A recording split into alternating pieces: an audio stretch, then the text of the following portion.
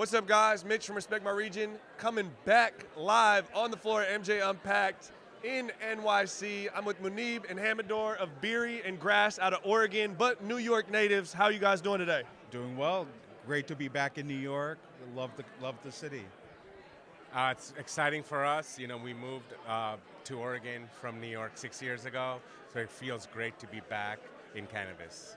Yeah, and we were talking about a little bit about this off camera, but you guys have been, New York natives building the brand over in one of the first recreational states, and now you're coming back and seeing a lot of guys you grew up with, still kind of been moving around this market, now coming to the legal side. What's the excitement as a local that's now, checking back in with locals? What's the excitement level on the ground level here in NY?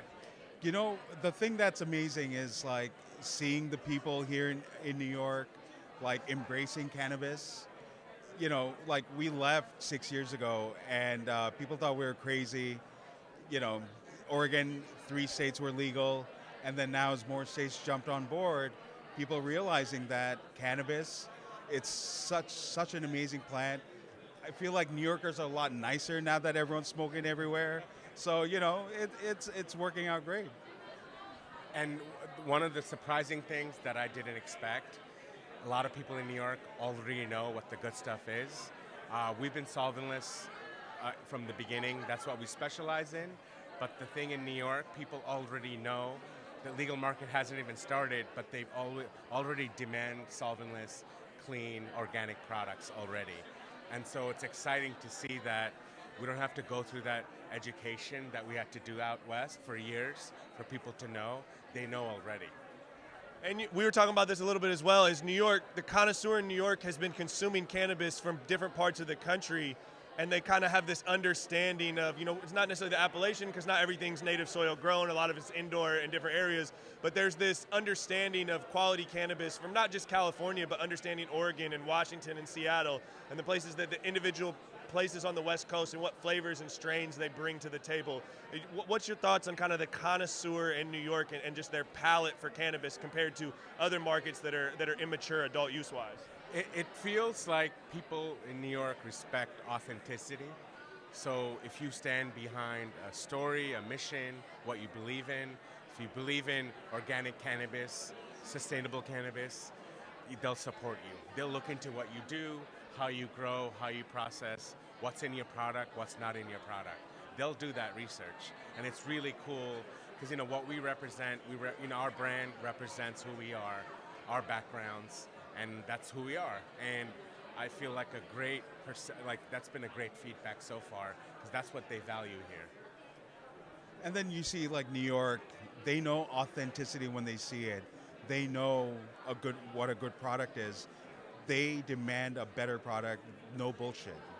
Absolutely, yeah. No, they'll be upfront with you. A person in New York will definitely tell you to your face what they're feeling at any time. So one question I have to ask you guys, with the Biri brand coming out that's just true to the culture you guys come from, and speaking of just, culture and how people connect to authenticity, what was kind of the inspiration behind that and the history that your guys' culture has with the cannabis plant and what went into building out this brand?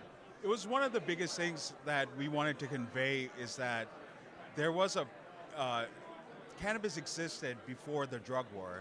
People just think about cannabis as marijuana and just reefer madness and all that. We wanted to show that there was thousands of years of history of this plant and, just share also our background being from the Southeast Asian area, from Bangladesh, and then Biri is very close to our heart. Our family had a Biri factory in the 1950s.